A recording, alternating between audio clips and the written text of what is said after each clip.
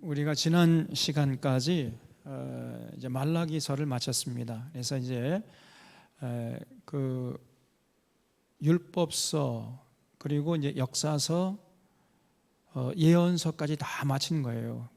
구약 성경 중에서 남은 것은 이제 시가서만 남았습니다. 그래서 시가서 중에 제일 먼저 나오는 게 욥기죠. 그 다음에 시편, 잠언, 전도서, 아가서, 이 5권을 이제 우리가 차례대로 살피게 되면 우리가 구약 성경을 연대기 순으로 차례대로 다 한번 자세하게 살펴보게 되는 것이죠. 그래서 이제 오늘부터는 이제 욥기를 통해서 은혜와 진리를 나누고자 합니다. 이 욥기의 총 주제는 의인의 고난입니다. 의인의 고난. 그러니까 이 땅에서 하나님의 뜻을 받들어 살아가고자 하는 자들에게도 고난이 있을 수 있다는 것입니다. 이 굉장히 중요한 주제죠. 많은 사람들이 하나님의 뜻대로 살면은 고난이 없을 것이다, 이렇게 생각을 해요. 그렇기 때문에 어떤 고난이 닥치면 혹시 내가 뭐 잘못한 게 있나? 혹시 내가 하나님 앞에서 죄를 지은 게 있나? 이렇게 생각을 하고, 또 어떤 이웃이 고난을 당하면 그 사람이 찾아가서 그 사람이 하나님 앞에 어떤 큰 죄를 지은 것인 양 이렇게 생각하고 판단하고 정죄하는 이런 경우가 흔히 있습니다. 그런데 여러분, 세상이 그렇게 단순하지가 않아요. 오히려 하나님의 뜻대로 살기 때문에 고난을 당할 수가 있는 것입니다. 이것이 세상이에요. 그래서 우리에게 당하는 고난은 한 3종류가 있습니다. 첫째는요, 그야말로 이제 자기가 지은 죄값으로, 또 우리들이 지은 죄값으로 당하는 고난이 있습니다. 대부분의 경우가 뭐 이런 경우에 속한다고 보는 거죠. 그래서 우리가 죄를 지으면 반드시 그 죄값을 물어야 돼요. 또 나는 죄를 짓지 않았다 할지라도 우리 주변에 있는 사람들이 죄를 많이 지으면은 그들이 지은 죄값으로 나도 그 고난을 당할 수가 있습니다. 이것이 세상이에요. 그리고 두 번째는요, 아무런 죄를 짓지 않았는데도 불구하고 당하는 고난도 있어요. 예를 들어서 우리가 길을 가다가 그냥 넘어질 수 있잖아요. 그냥 넘어지는 겁니다. 그리고 자는 똑바로 운전 신호 잘 지키면서 운전을 했는데 누가 와서 들이받을 수가 있는 거예요. 그런 거는 자기는 아무런 죄가 없는데, 잘못이 없는데도 불구하고 당하는 고난에 속한다고 할 수가 있는 거죠. 그리고요, 3번째 고난은 오히려 주님의 뜻을 행하다가 당하는 고난이 있습니다, 여러분. 그래서 예수님께서도 너희가 나를 인하여 고난이나 핍박을 받으면 기뻐하고 즐거워하라 그랬죠. 기뻐하고 즐거워하라 그랬습니다. 왜냐하면 하늘에서 너희의 상이 크민이라 그랬죠. 그래서 오히려 이 땅에서 우리가 하나님의 뜻을 받들면서 뜻을 실천하면서 살아가려고 하면은 오히려 고난이 있을 수가 있는 거예요. 이걸 언제나 잊지 말아야 됩니다. 그래서 고난당한 이웃을 보면 함부로 당신이 이렇기 때문에 어떤 어려움을 당하는 것이다, 이렇게 함부로 평가하고 정죄하고 심판해버리면은 그런 굉장한 실수를 범할 수가 있습니다. 과거에 제가 섬기던 그 교회, 서울에서 있을 때인데, 저희 교회 장로님의 장로님이 계셨는데 그 장로님의 아들이 3명이었어요. 근데 큰 아들은 별로 이렇게 그 장로님이 탐탁하게 여기지 않고, 또 막내 아들도 그렇고 가장 신임하고 마음에 두고 있는 아들이 둘째 아들이었어요. 그래서 이 둘째 아들에게 내 사업을, 내 기업을 물려줘야 되겠다 이렇게 생각하고 있었거든요. 그분이 우리나라 그 고속도로, 지금 고속도로 막 그냥 무사 통과해버리죠. 하이패스 때문에. 그 하이패스를 무사 통과하는 그 기술을 제일 먼저 발견해가지고 우리나라에 도입한 그런 사람이에요. 그래서 기업을 세워가지고 김영삼 정부 때에 그 대전 엑스포가 있었거든요. 그 대전 엑스포에 최초로 그 기술을 적용해가지고 떼돈을 번 사람입니다. 그래서 이제 그분이 이 기업을 내가 이제 둘째 아들에게 물려줘야 되겠다 이렇게 생각을 하고 있었어요. 근데 그 둘째 아들이 군에 가가지고 군 생활 잘 하고 이제 제대를 앞두고 있었는데 제대 특명을 받은 그 주에 그 내무반에서 아마 이제 축하 파티를 열어줬나 봐요. 제대한다고 해가지고 내무반원들이. 근데 이제 뭐 군대에서 축하 파티라는 것은 조촐하게 하고 대부분 이제 뭐 무슨 맛동산 사놓고 뭐 막걸리 퍼 마시는 거예요. 그 뭐 초코파이 사놓고. 그런데 그 둘째 아들이 그 내무반에서 제대를 축하하는 축하 파티에서 막 그 막걸리를 마시다가 취해가지고 자다가 그 2층 침대에서 떨어져 가지고 그냥 목이 부러져서 그 자리에 즉사했어요. 이런 사건이 있었습니다. 근데 문제는 그 다음이었는데 그런 비보를 접한 그 장로님을 보면서 그 교회 집사님들 또 그 교회 성도님들이 자꾸 뒤에서 수군거리는 거예요. 저 장로님이 이랬기 때문에 죗값을 받는 거야. 이렇게 자꾸 수군거려요.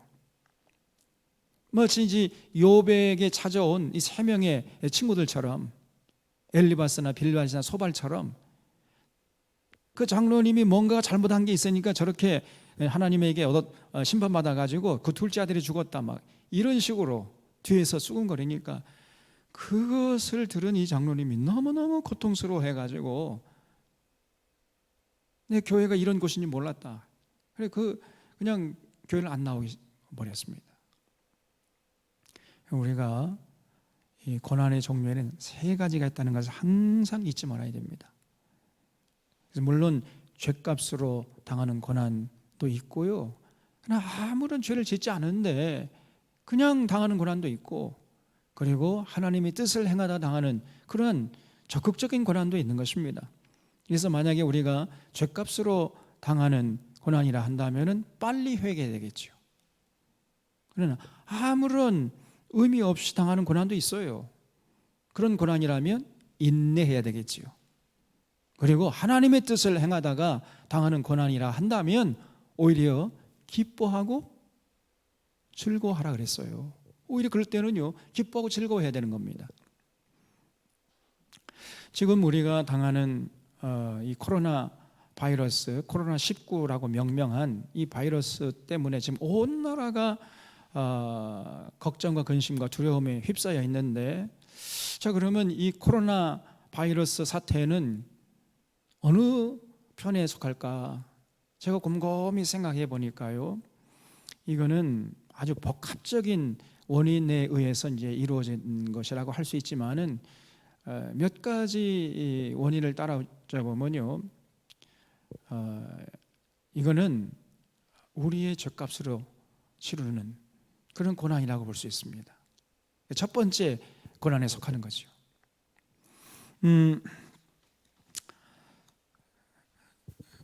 오늘 그 박세원 장로님이 홈페이지에 아침에 기도하다가 이제 성령의 감동을 받아가지고 기도문을 써가지고 홈페이지에 올린 것을 저도 봤는데, 거기 보니까 그 아주 잘 정리를 해 놓으셨더라고요. 지금 전 세계가 하나님의 창조 질서를 우습게 여기고 조롱하고 깨뜨리고 현대 과학 문명을 맹신하고 신봉하고 있지 않습니까? 그래서 하나님께서 우리의 행복을 위해서, 우리 건강을 위해 주신 하나님의 규례와 법도와 명령, 하나님의 율법, 하나님의 창조 질서, 이것을 그냥 예사로 무시하고 조롱하고 그리고 바알을 따라가고 있습니다. 이 바알이라는 게 풍요의 신이거든요. 만몬신, 대량 생산, 그리고 이제 대량 소비, 그리고 결국은 돈이지요.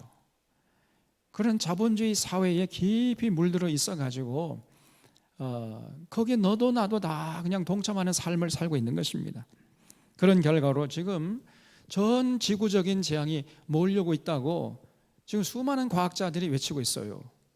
그래 저 남극과 북극의 빙하가 녹아 내려가지고 이대로 해서는 이제 기후 변화 때문에 이 지구가 더 이상 사람이 살 수 없는 곳이 될 것이다. 그런 얘기를 들은 지 우리가 이제 벌써 오래됐습니다. 그리고 또 뭐 아무 것이나 먹어요. 그냥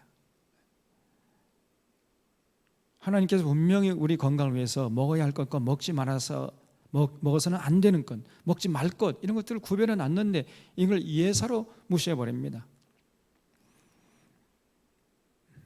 그러한 창조 질서를 어긴 결과로 이렇게 지금 바이러스가 창궐한 이런 지구를 우리가 맞이하고 있는 것이 아닌가,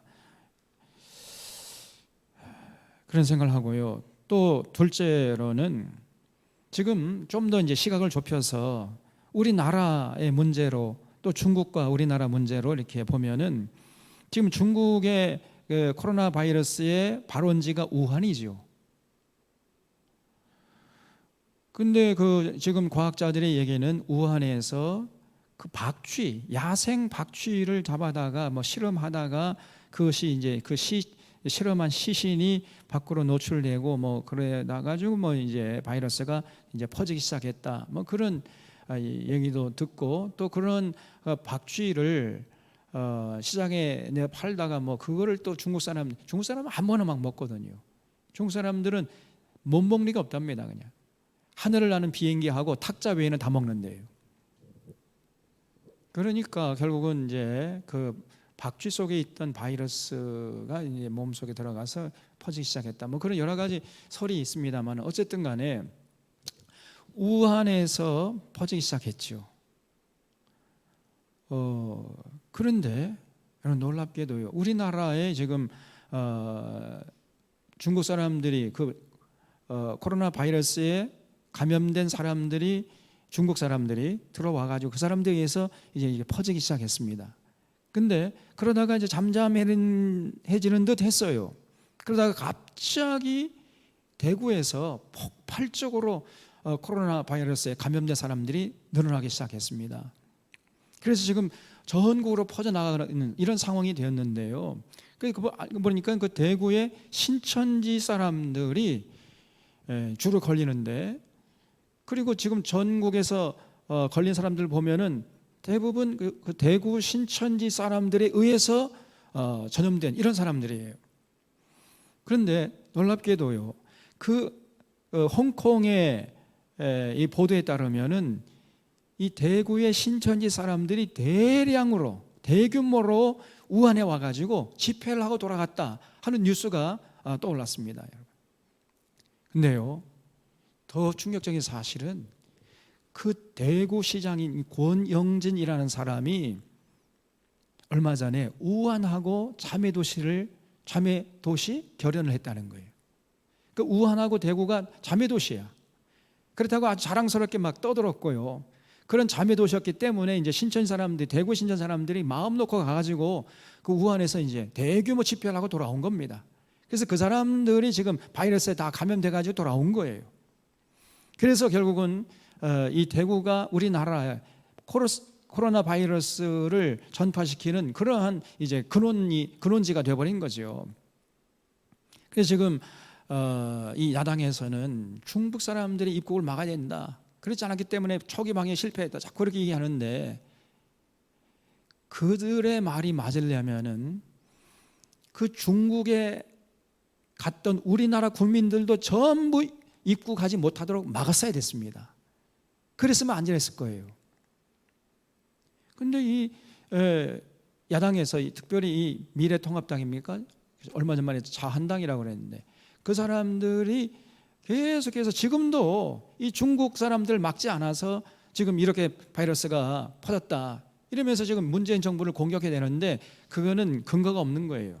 그야말로 정치 공세입니다. 이 혼란의 와중에도 여전히 저 사람들은 정치적인 목적을 달성하기 위해서 자기들의 기득권 지키기 위해서 저러고 있는 것을 볼 때 저 사람들은 국민의 어떤 미래나 국민의 평화는 안중에도 없는 것 같아요. 정말 사실은 이 대구의 신천지 사람들에 의해서 이게 지금 전국적으로 퍼진 거 아닙니까? 이것이 사실로 들어가고 있다면은 그렇다면 오히려 우리나라 중국에 입국했던 중국에 갔던 우리나라 국민들도 들어오지 못하게 했었어야 돼요. 그것이 맞는 것입니다. 그래서 이 사실은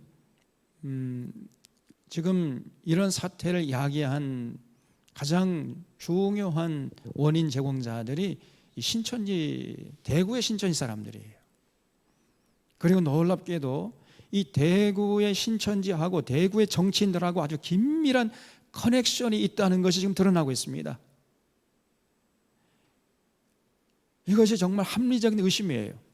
여러 가지 정황상 그 결정적인 물증은 지금 나오지 않았지만 그러나 지금 여러 언론에서 지금 얘기하는 걸 가만히 종합해 보면요, 분명히 이 지금 미래통합당하고 대구의 신천지 정치인들 그리고 또 신천지하고 이게 아주 긴밀한 커넥션이 있다는 것은 이거는 의심에 분명한 합당한 의심의 소지가 있는 거예요.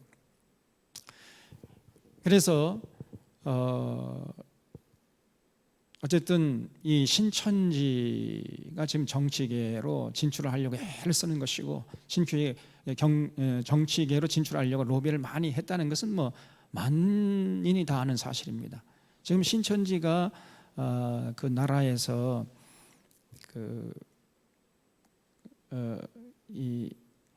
우리 지금 통합 측에는 사단 법인으로 나라에서 인정을 해주고 있죠. 그런데 신천지는요 이단으로 이렇게 지목받았기 때문에 나라에서 사단 법인으로서의 인정을 받지 못하고 있어요. 그러니까 정치인들에게 접근해가지고 어떻게든지 간에 이 법인으로 인정받으려고 저렇게 애를 쓰고 있는 것입니다. 그래서 이 신천지의 어떤 로비, 이 신천지의 정치인들의 접근 이것이 분명히 있었을 것이고 거기에 지금 여러 가지 언론을 종합해 보면요 그런 대구의 정치인들이 많이 개입되어 있다 하는 것이 합리적인 의심이에요. 자, 그래서 지금 가장 지금 이 나라를 혼란으로 빠뜨리는 것이 이 신천지 사람인데 사실은 이 신천지가 한국 교회의 타락의 결과물 아니겠습니까?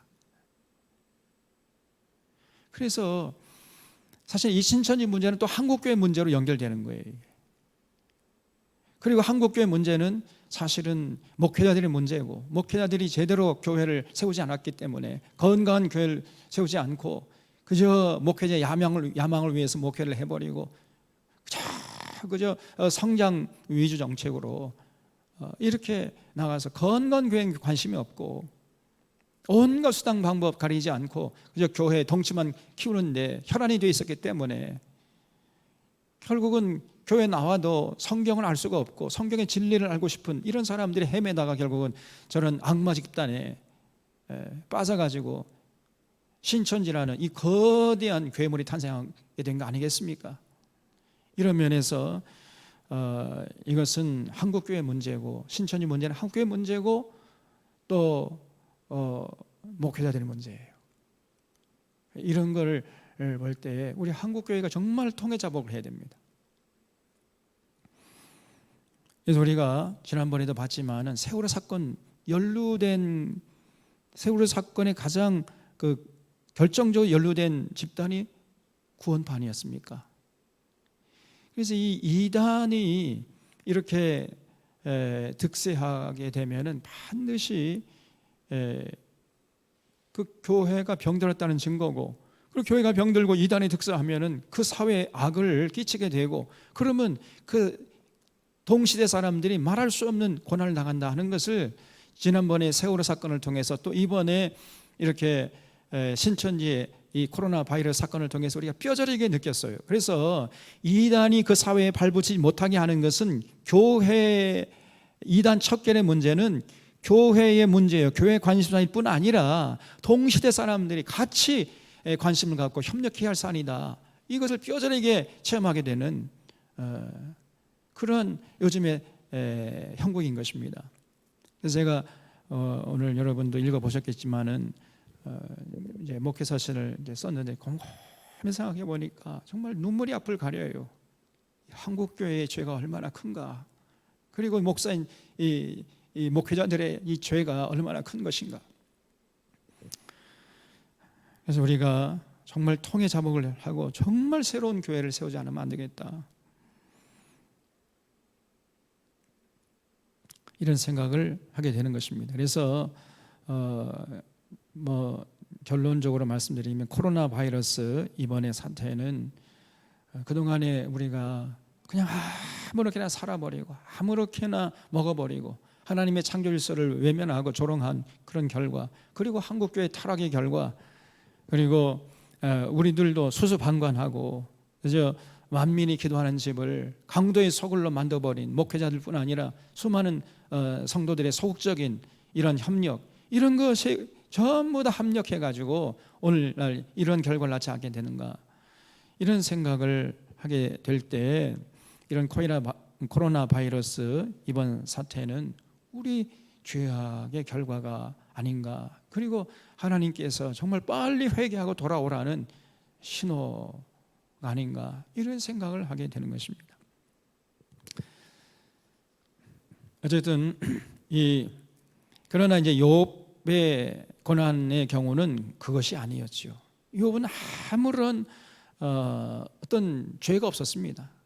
하나님이 욥을 의인이라고 인정할 정도로 그렇게 아주 정직하게 성실하게 하나님의 뜻을 받들어서 한 점 흠이 없는 이런 삶을 살려고 애쓴 사람이었어요. 그런데 그에게도 고난이 찾아온 거거든요. 그래서 이제 주변에 친구들이 와가지고 막 욥을 정죄해 대기 시작합니다.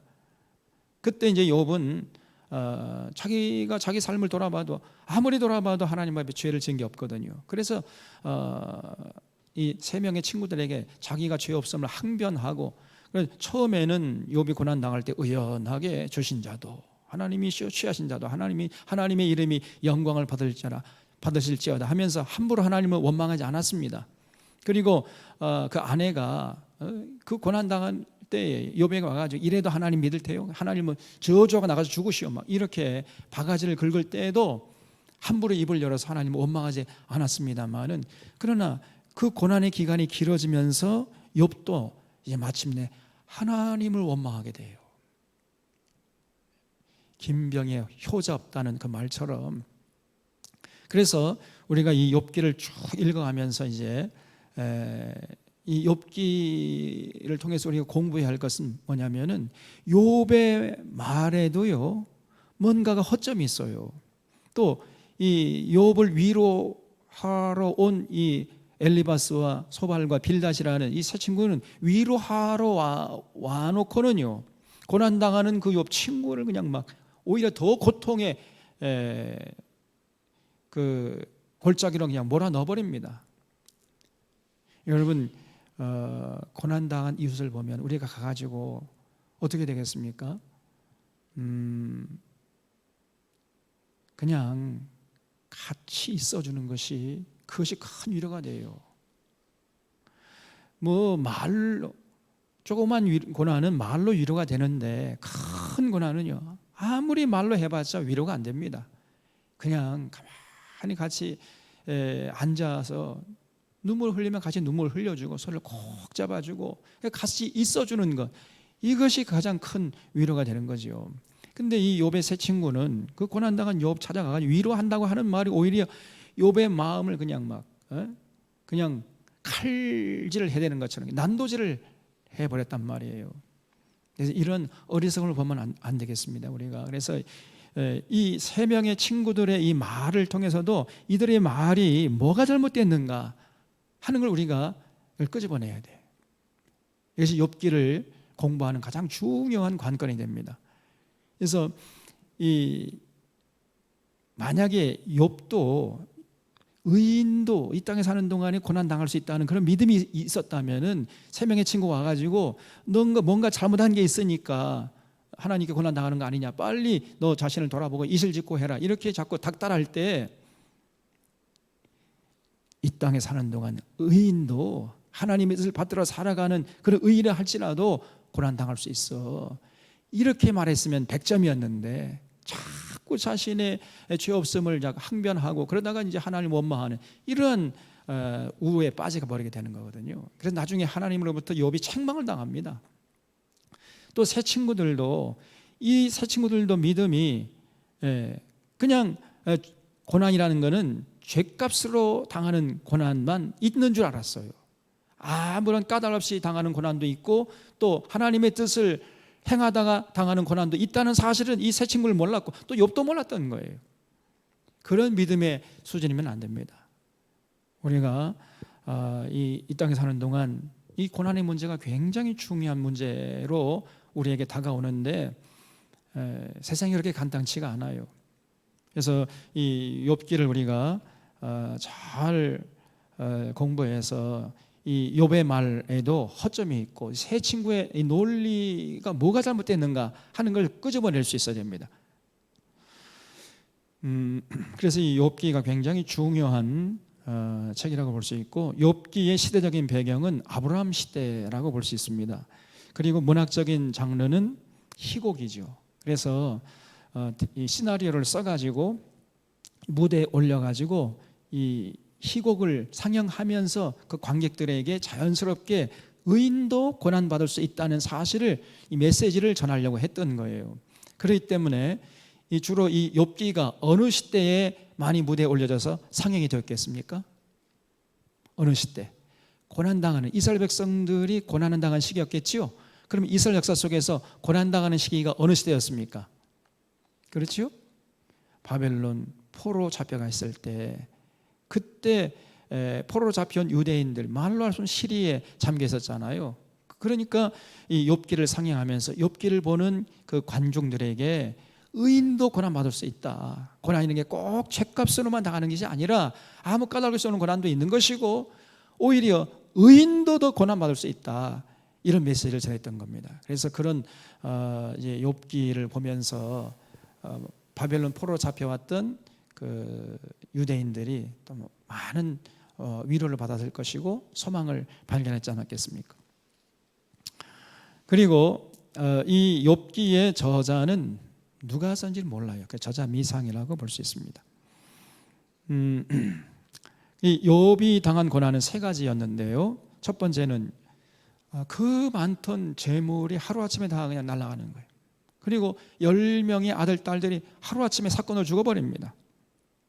두 번째 고난은 여기서 그치는 것이 아니라 욥의 몸의 건강도 이제 무너져 가지고 그냥 온 몸에 피부병이 돈 거예요, 소위 말해서. 그래 가지고 깨진 기와장을 가지고 박박 긁어도 그 가려움증이 해소되지 않는, 그래서 건강을 잃고 병든 이런 고난을 당했어요.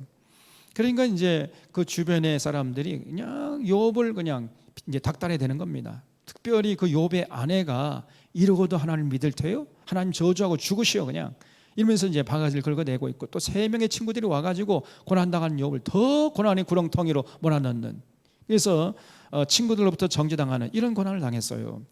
여러분, 우리가 살다 보면요, 이런 3가지 고난을 당할 수 있습니다. 그래서 우리가 이런 3가지 고난도 이겨내야 돼. 그래야 우리가 이 천국길, 생명길을 힘차게 걸을 수 있습니다. 자, 이 정도 욥기의 서론을 좀 정리하고요, 욥기 1장을 보겠습니다. 우수 땅에 욥이라 불리는 사람이 있었는데 그 사람은 온전하고 정직하여 하나님을 경외하며 악에서 떠난 자더라 그랬죠. 이 온전하다는 말이 히브리 말로 탐이라고 그랬죠. 탐. 이 탐이라는 히브리 말을 쓴 사람은 두 사람이라 그랬어요. 성경에 보면 욥을 제외한 두 사람이 있는데 그게 누구냐? 노아하고 야곱이라 그랬습니다. 그 노아가 하나님 보실 때 온전하고 완전한 사람이었더라 할 때 그 단어가 탐이에요. 또 야곱이 조용한 사람이었더라 할 때 이 조용한이 탐입니다. 그래서 온전한 사람, 하나님이 평가하실 때 이 욥에게서는 한 점 흠을 찾을 수 없을 정도로 그렇게 완벽하게 하나님의 뜻을 받들어 살려고 애를 썼던 이런 사람이 욥이었어요. 그런데 이런 욥에게 어느 날 그냥 큰 환난 풍파가 몰려오기 시작하는 겁니다. 여기 보면 완전하고 정직하여 하나님을 경외하며 악에서 떠난 이런 온전한 사람이었는데 그에게 아들 7과 딸 3이 태어났습니다. 그래서 도합 10명의 자녀가 있었습니다. 그의 소유물은 양이 7,000마리요 낙타가 3,000마리요 소가 500결이. 결이라는 것은 주로 이제 한 결에 2마리가 이렇게 매달려 있어요. 그러니까 500결이면 소 몇 마리예요? 1,000마리라는 얘기죠. 그리고 암나귀가 500마리고 종도 많이 있었으니 이 사람은 동방 사람 중에 가장 훌륭한 자니라. 그러니까 이 동방에서 욥이 가장 부자였다는 거예요. 가장 존경받고 훌륭한 사람. 그리고 많은 사람들에게 인정받고 많은 사람들 도와주는 이런 정말 흠이 없는 이런 사람이었습니다. 그의 아들들이 자기 생일에 각각 자기 집에서 잔치를 베풀고 그의 누이 3명도 청하여 함께 먹고 마시더라. 그들이 차례대로 잔치를 끝내면 욥이 그들을 불러다가 성결하게 하되 아침에 일어나서 그들의 명수대로 번제를 드렸으니 이는 욥이 말하기를 혹시 내 아들들이 죄를 범하여 마음으로 하나님을 욕되게 하였을까 함이라. 욥의 행위가 항상 이러하였더라 그랬죠. 그래서 혹시나 자신의 자녀들이 하나님 앞에 죄를 범했을까 항상 이 욥은 노심초사하면서 잔치가 끝날 때마다 하나님 앞에 또 제사를 드렸다는 거예요. 그럴 정도로 욥은 항상 하나님 앞에 의롭게 살려고 애를 썼습니다. 그런데 이런 욥에게 갑자기 엄청난 환난 풍파가 몰려오기 시작하는 거예요. 6절에 보면 하루는 하나님의 아들들이 와서 여호와 앞에 섰고 사탄도 그들 가운데 온지라. 하나님 보호자의 이제 어전 회의가 있었다는 거죠. 여호와께서 사탄에게 이르시되 네가 어디서 왔느냐. 사탄이 여호와께 대답하이르되 땅을 두루 돌아 여기저기 다녀왔나이다. 거기 한번 줄 잡으십시오. 땅을 두루 돌아 여기저기 다녀왔나이다. 이 사탄의 존재가 뭐냐면요, 여기저기 두루 돌아다니면서 수많은 사람들을 유혹하고 미혹하는 존재, 이것이 사탄이에요. 사탄은요 가만히 있지 않습니다. 그냥 한시도 쉬지 않고 동서남북 천지사방을 돌아다니면서 수많은 사람들 어디 미혹할 사람 없나 그러면서 돌아다니고 유혹하고 미혹하는 이런 짓을 하는 자가, 이런 존재가 사탄이란 말이죠. 그래서 여호와께서 사탄에게 이르시되 네가 내 종 욥을 주의하여 봤느냐. 그와 같이 온전하고 정직하여 하나님을 경외하며 악에서 떠난 자는 세상에 없느니라. 이렇게 하나님께서 욥을 칭찬하니까요, 사탄이 입을 삐죽대면서 이제 여호와께 대답하여 이르되 욥이 어찌 까닭없이 하나님을 경외하리까. 주께서 그와 그의 집과 그의 모든 소유물을 울타리로 두르심 때문이 아니니까. 주께서 그의 손으로 하는 바를 복되게 하사 그의 소유물이 땅에 넘치게 하셨음이니이다. 이제 주의 손을 펴서 그의 모든 소유물을 치소서. 그리하시면 틀림없이 주를 향하여 욕하지 않겠나이까. 그러니까 이 사탄의 말이 뭐냐면요, 에이 하나님, 욥이 괜히 하나님을 경외하는 줄 아세요? 하나님께서 욥에게 복을 주시니까, 그러니까 욥이 하나님을 경외하는 거 아닙니까? 하나님께서 주신 그 복을 한번 제거해 보세요. 그래도 욥이 하나님을 경외할 줄 아세요? 천만의 말씀이에요. 이렇게 이제 거짓말로 욥을요 하나님께 참소한 것입니다. 그러니까 12절에 여호와께서 사탄에게 이르시되 내가 그의 소유물을 다 내 손에 맡기노라. 다만 그의 몸에는 내 손을 대지 말지니라. 사탄이 곧 여호와 앞에서 물러가니라 그랬죠. 그러니까요, 하나님께서 그래? 내 종 욥은 그렇지 않을 텐데, 그래 그러면 네가 가서 한번 시험해봐라, 네가 한번 미혹해봐라 라고 하나님이 사탄에게 욥을 시험할 것을 허락하셨어요. 여러분, 이게 굉장히 중요합니다. 여러분, 사탄은요, 하나님에게 우리를 시험하도록 허락받은 존재예요. 그래서 사탄은 시도 때도 없이 우리에게 다가와가지고 우리를 유혹하고 미혹합니다. 우리를 유혹하기도 하고 위협하기도 하고, 그래서 어떻게든지 미혹을 해서 죽음의 늪으로 끌고 가려고 사탄은 시도 때도 없이 우리에게 다가오는 거예요. 이걸 언제나 잊지 마셔야 돼요.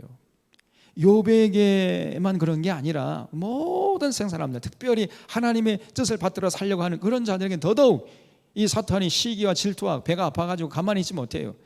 그냥 광명의 천사로 이렇게 이제 변장해가 다가와가지고 그냥 달콤하게 우리를 유혹하고, 그것도 이제 안 통하면은 이제 무섭게 돌변해가지고 우리를 위협합니다. 그래서 어떻게든지 간에 하나님의 뜻을 버리게 만들고 하나님을 대적하게 만들고 죽음의 늪으로 끌고 가게 하려고 하는 이런 존재가 사탄이에요. 그래서 우리가 기도할 때 예수님께서 뭐라고 기도하라고 가르쳐 주셨냐면, 사탄의 유혹이, 사탄의 시험이 없도록 기도하라라고 가르쳐 주신 게 아니고요, 사탄이 우리를 유혹할 때 그 유혹에 지지 않도록 기도하라 이렇게 가르쳐 줍니다. 주기도문에 보면은 우리를 시험에 들지 않게 마옵시고 그랬죠. 그 시험에 들지 않게 마옵시고가 마귀가 우리에게 다가와서 유혹할 때 그 유혹에 지지 않도록 우리를 도와주십시오. 항상 이렇게 기도하라고 가르쳐 주신 거예요.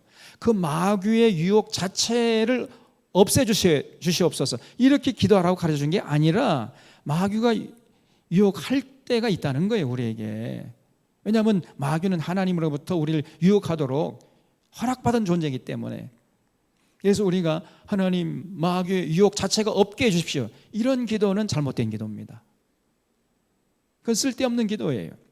그 마귀가 우리를 유혹할 때 그 유혹에 지지 않도록 우리에게 분별력과 용기와 또한 힘을 주시옵소서 이렇게 기도하라고 예수님이 가르쳐 주신 거예요. 그래서 절대로 마귀의 유혹이 없는 게, 마귀의 유혹을 받지 않은 사람은 세상에 없어요. 모든 사람이 마귀의 유혹을 받는 것입니다. 그래서 그 마귀의 유혹을 우리가 이길 수 있도록 항상 이제 하나님께 기도해야 되겠죠. 13절에 보면은 그래서 이제 이 사탄이요, 하나님에게 욥을 유혹하라는 허락을 받아가지고 이제 욥에게 갑니다.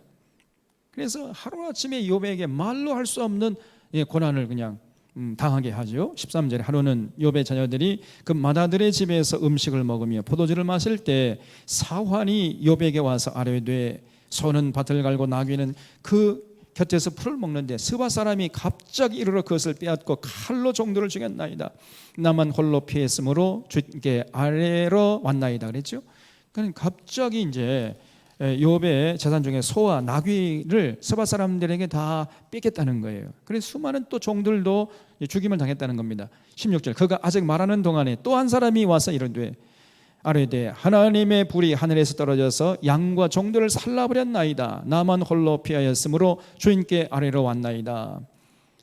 그렇게 말하는 동안에 또 한 종이 와가지고 아뢰기를, 갑자기 양과 종들이 그냥 하늘에서 내려온 불에 다 죽어버렸다는 거예요.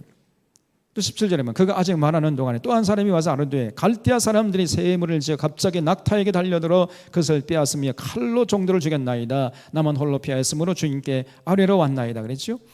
또 갈대아 사람들, 이 사람들은 이제 바벨론 사람들이죠. 이 사람들이 그냥 쳐들어와 가지고 낙타를 전부 뺏어갔다는 겁니다.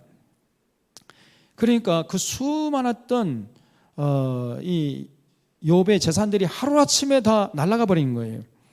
그런데 그것을 그친 거 아니라 18절 보면 그가 아직 말하는 동안에 또 한 사람이 와서 아뢰되, 주인의 자녀들이 그들의 맏아들의 집에서 음식을 먹으며 포도주를 마시는데 거친 들에서 큰 바람이 와서 집 내 모퉁이를 치매 그 청년들 위에 무너짐으로 그들이 죽었나이다. 그 사랑스러운 10명의 아들 딸들이요, 갑자기 그냥 들에서 벌어진 큰 광포로 말미암아 벽이 무너지는 바람에 다 깔려 죽었다는 것입니다. 남은 홀로 피했으므로 주인께 아래로 왔나이다 한지라. 그러니까요, 하루아침에 그 수많은 재산 다 날아가 버리고 사랑스러웠던 10명의 아들 딸들이 다 죽어버린 거예요. 얼마나 큰 고통이겠습니까, 여러분? 예? 한번 상상해 보십시오. 그 사랑스러운 아들 딸들 10명이 죽었어요, 지금요. 그래서 웬만한 사람들은 미쳐버립니다.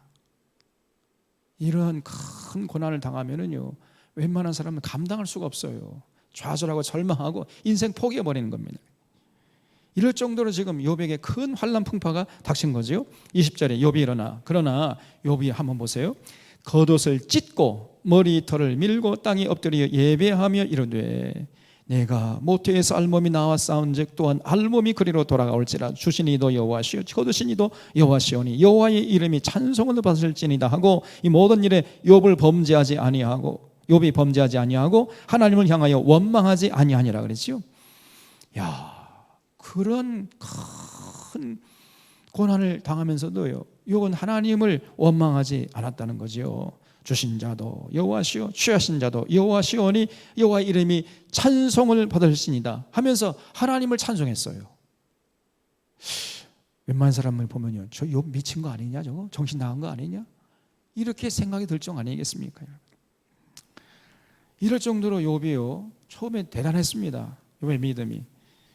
자, 그 다음에 2장 1절을 보면 또 하루는 하나님의 아들들이 와서 여호와 앞에 서고 사탄도 그들 가운데 와서 여호와 앞에 서니 여호와께서 사탄에게 이르시되 네가 어디서 왔느냐. 사탄이 여호와께 대답하여 이르되 땅을 도로 돌아 여기저기 다녀왔나이다. 여호와께서 사탄에게 이르시되 네가 내 종 욥을 주의하여 봤느냐. 그와 같이 온전하고 정직하여 하나님을 경외하며 악에서 떠난 자가 세상에 없느니라. 네가 나를 충동하여 까닭없이 그를 치게 하였어도 그가 여전히 자기의 온전함을 굳게 지켰느니라. 그러면서 하나님이 아주 자랑스럽게 사탄에게 얘기하니까 또 사탄이 입을 삐죽거려요. 4절에 사탄이 여호와께 대답하여 이르되 가죽으로 가죽을 바꾸오니 사람이 그의 모든 소유물로 자기의 생명을 바꾸올지라. 이제 주의 손을 펴서 그의 뼈와 살을 치소서. 그리하시면 틀림없이 주를 향하여 욕하지 않겠나이까. 그게 무슨 말이냐면요, 이 하나님, 욥이요 괜히 까닭없이 하나님을 찬양한 줄 아세요? 욥에게 아직 남은 게 있잖아요. 그 욥의 건강을 한번 쳐보세요. 그 욥의 뼈와 살을 한번 쳐보세요. 그래도 욥이 하나님을 찬양할 줄 아세요? 천만의 말씀이에요.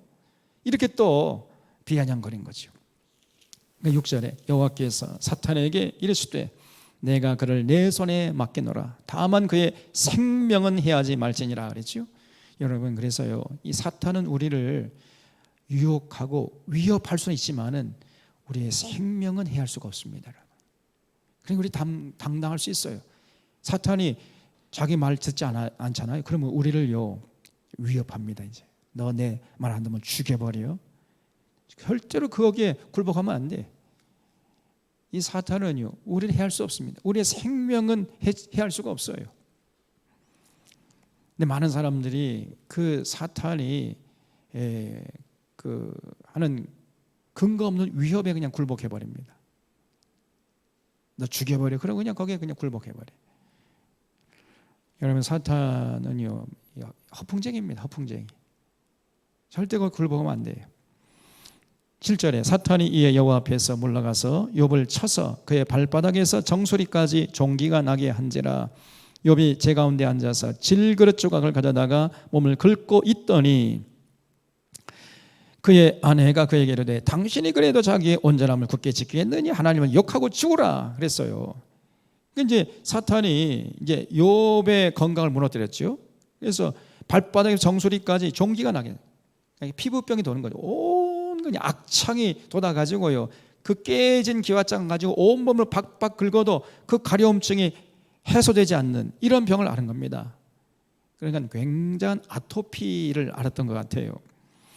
여러분, 이 아토피 당하는 사람 얘기 들어보면요 진짜 고통이 극심해요. 더 이상 살고 싶은 생각이 없어진답니다. 죽고만 싶다는 거예요. 그 정도로 이 고통스러운 게 이게 아토피예요.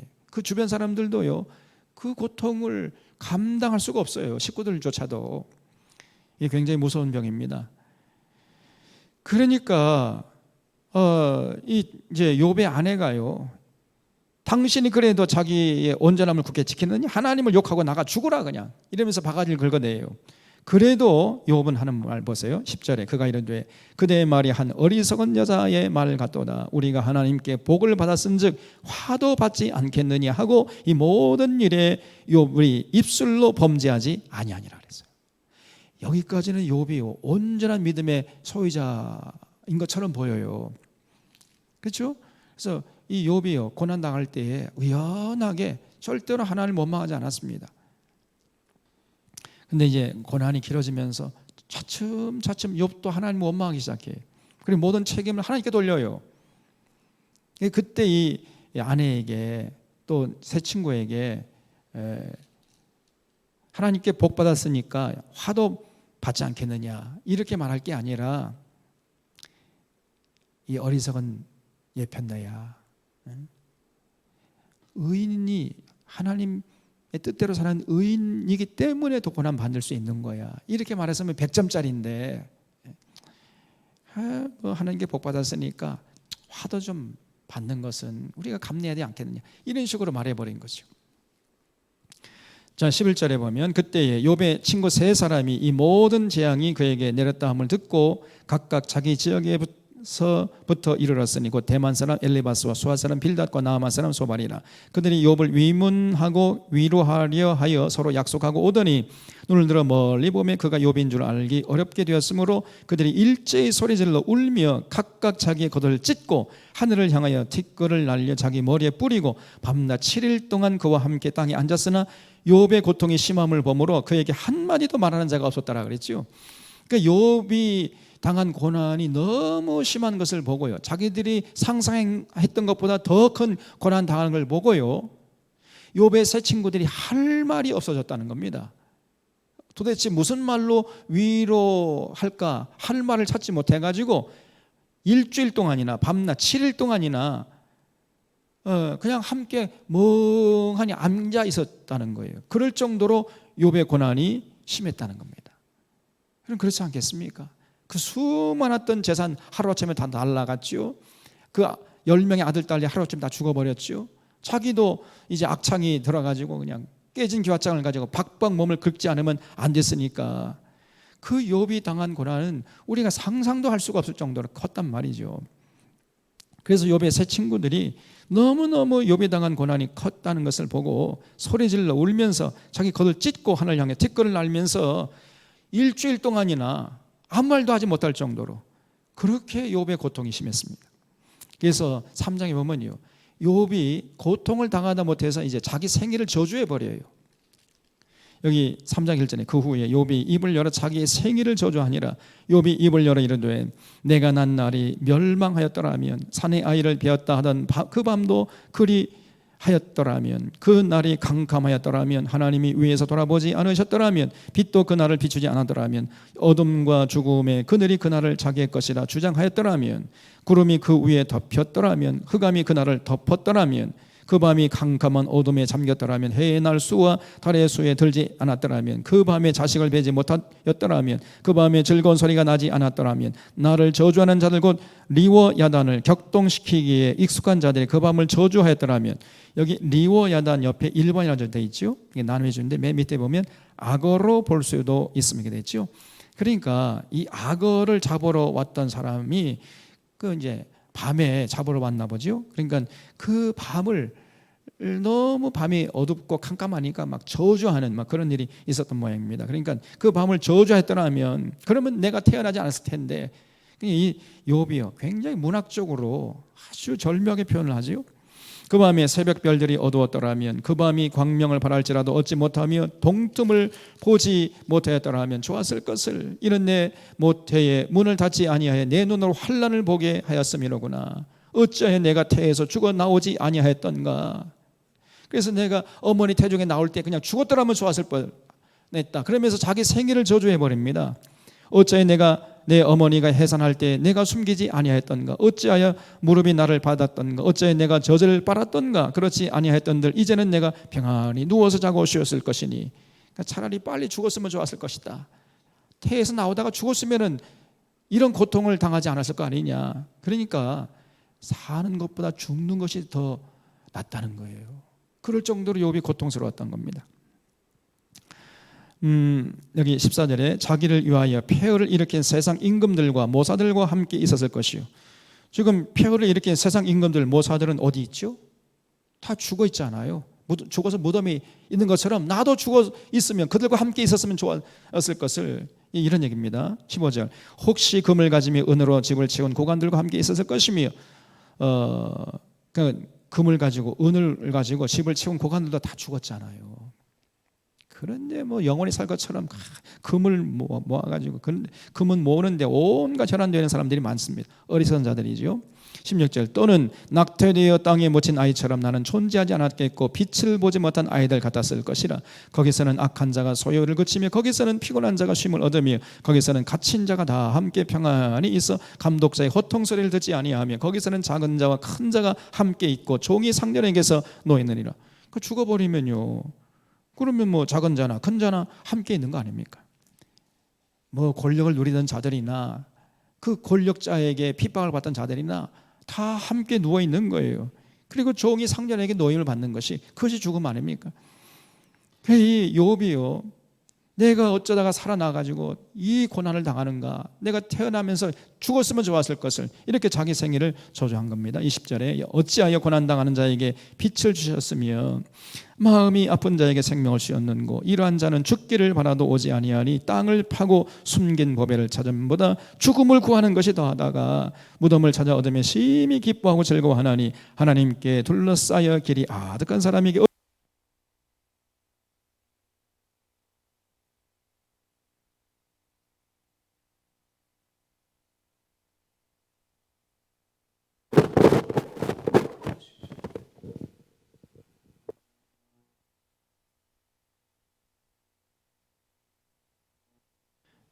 마이크 이 배터리가 다 돼가지고 잠깐만 기다리시기 바랍니다.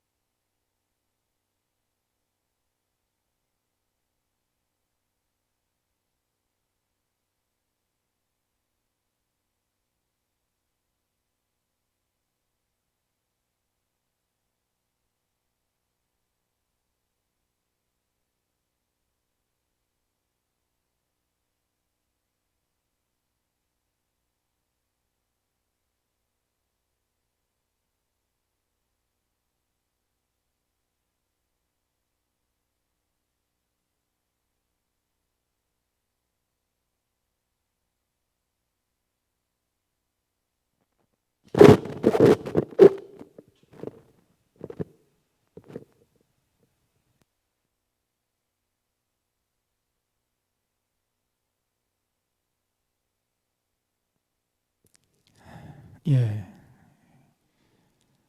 여기 24절 보면은 나는 음식 앞에서도 탄식이 나며 내가 앓는 소리는 물이 쏟아지는 소리 같구나. 내가 두려워하는 그것이 내게 임하고 내가 무서워하는 그것이 내 몸에 미쳤구나. 그러니까 욥에게 말로 할 수 없는 고난이 닥쳤다는 것을 이렇게 표현하고 있습니다. 나에게는 평온도 없고 안일도 없고 휴식도 없고 다만 불안만이 있구나. 그러면서 이제 욥의 어떤 생애를 저주하고 자신이 당한 그 고난의 상황을 이렇게 묘사하고 있습니다. 그러니까 사방팔방을 둘러봐도 아무런 소망을 발견할 수 없는 이런 고난을 욥이 당했던 거예요. 얼마나 여러분 고난이 심했겠습니까? 자, 이런 고난을 당하는 모습을 보고 이제 욥의 친구들이 와가지고는요 7일 동안 할 말을 잃고 있다가 이제 7일 후에 입을 열어가지고 욥을 위로한다고 하는 말이 오히려 위로하기는커녕 욥을 더 고통스럽게 했던 거예요. 그래서 4장부터는 우리가 다음 주에 보겠는데 우리도 이런 실수를 범할 수가 있습니다. 그래서 이제 다시 한번 말씀드리지만은 우리 앞에 우리가 하나님 앞에 가기 전까지 우리 호흡이 끓는 그 순간까지 우리의 삶에 여러 가지 어려움이 있을 수 있습니다. 고난이 있을 수가 있어요. 그래서 그 고난의 종류를 잘 살펴서 정말 우리가 당하는 우리 고난이 죄값으로 인한 것이라면 빨리 회개됩니다. 빨리 회개할수록 그 고난이 끝나는 거예요. 빨리 끝나는 겁니다. 그리고 까닭없이 당하는 고난도 있을 때 그때는 인내하는 것이요. 그리고 하나님의 뜻을 행하다가 당하는 고난도 있을 수 있다는 것 잊지 말고 그때는 오히려 기뻐하고 즐거워야 됩니다. 당당하게 그 고난을 타고 넘어버려야 돼요. 저 순복음교회 조영기 목사라는 사람은 예수 잘 믿으면요 고난이 없다는 거예요. 왜냐하면 예수님이 십자가에서 우리의 당할 고난을 미리 다 당하셨기 때문에 예수 잘 믿는 사람에게는 고난이 없다. 근데 이 땅에 사는 동안 그저 사업이 잘 되고 건강하고 뭐 그냥 아무런 어려움도 없고 고난도 없고 번창하게 되고 자녀들이 잘 되고 출세하고 이런 것만 이렇게 강조를 했습니다. 전혀 그는 비성경적인 거예요. 완전히 성경의 가르침에서 벗어버린 겁니다. 그렇지 않습니다. 우리의 현실은 우리가 하나님의 뜻을 삶의 현장에서 순종할 때 더 그렇기 때문에 어려움을 당할 수 있다는 걸 잊지 마셔야 됩니다. 아까 말씀드렸지만 그러나 지금 이번에 근본 코로나19 이 바이러스 사태는 사실은 오늘날 한국교회의 죄값을 당하는 것이라 볼 수 있어요. 그걸 또 좁히면 이 목회자들의 허영과 타락 그리고 이 성도들이 이 잘못된 목회자를 따라간 이 죄값을 지금 치른 것이 아니냐. 빨리 한국교회가 회개됩니다. 그래서 건강한 교회를 세워가지고 더 이상 이 이단들이 득세하지 못하도록 저 신천지나 구원파나 또 하나님의 교회나 지금 우리 주변을 돌아보면요 건강한 교회를 찾아볼 수가 없고 건강한 교회를 추천하기가 너무 힘들어요. 우리도 우리 자신을 우리 교회도 완벽한 교회라고 할 수 없지만 우리도 돌아봐야 됩니다. 그래서 정말 우리 교회만큼이라도 성경의 진리 위에 서 있는 교회를 세우려고 애쓰고 하나님의 은혜와 진리 가운데 우리가 정말 건강한 교회를 세우는데 거기에 관심을 갖고 최선을 다해야 됩니다. 그런데 우리 사랑하는 사랑의 교우들도 저도 그러겠습니다만은 관심을 가지고 함께 동참해 주시기를 주님의 이름으로 부탁드립니다.